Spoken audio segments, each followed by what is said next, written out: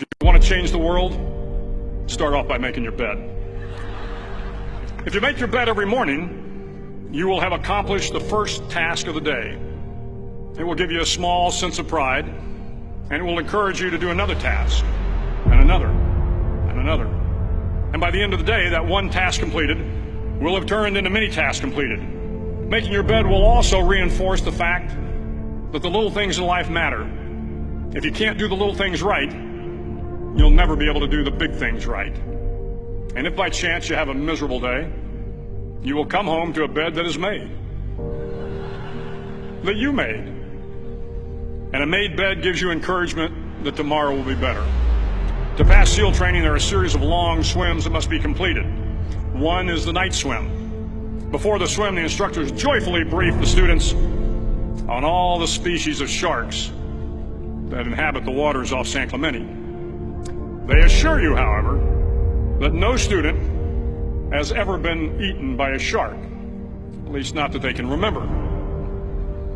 But you are also taught that if a shark begins to circle your position, stand your ground. Do not swim away. Do not act afraid. And if the shark, hungry for a midnight snack, darts towards you, then summons up all your strength and punch him in the snout, and he will turn and swim away. There are a lot of sharks in the world. If you hope to complete the swim, you will have to deal with them. So if you want to change the world, don't back down from the sharks. Over a few weeks of difficult training, my SEAL class, which started with 150 men, was down to just 42. There were now 6 boat crews of 7 men each. I was in the boat with the tall guys, but the best boat crew we had was made up of the little guys, the Munchkin crew, we called them. No one was over 5'5". The Munchkin boat crew had 1 American Indian, 1 African American, 1 Polish American, 1 Greek American, 1 Italian American, and 2 tough kids from the Midwest. They out-paddled, outran, and outswam all the other boat crews. The big men in the other boat crews would always make good-natured fun of the tiny little flippers the Munchkins put on their tiny little feet prior to every swim. But somehow these little guys from every corner of the nation and the world always had the last laugh, swimming faster than everyone and reaching the shore long before the rest of us.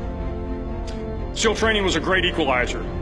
Nothing mattered but your will to succeed, not your color, not your ethnic background, not your education, not your social status.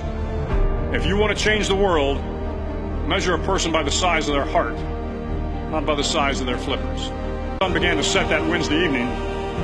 My training class, having committed some egregious infraction to rules, was ordered into the mud. The mud consumed each man till there was nothing visible but our heads. The instructors told us we could leave the mud if only 5 men would quit. Only 5 men, just 5 men, and we could get out of the oppressive cold. Looking around the mud flat, it was apparent that some students were about to give up. It was still over 8 hours till the sun came up. 8 more hours of bone-chilling cold. The chattering teeth and the shivering moans of the trainees were so loud, it was hard to hear anything.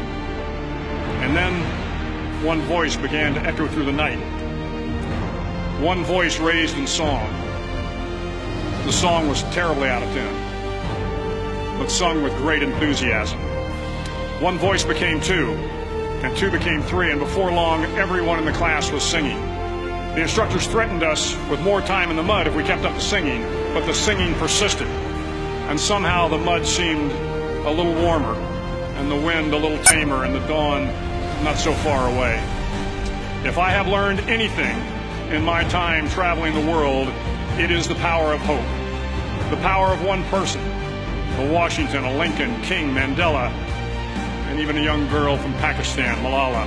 One person can change the world by giving people hope. So if you want to change the world, start each day with a task completed. Find someone to help you through life. Respect everyone. Know that life is not fair and that you will fail often. But if you take some risks, step up when the times are the toughest, face down the bullies, lift up the downtrodden, and never ever give up. If you do these things, the next generation and the generations that follow we'll live in a world far better than the one we have today. And what started here will indeed have changed the world for the better.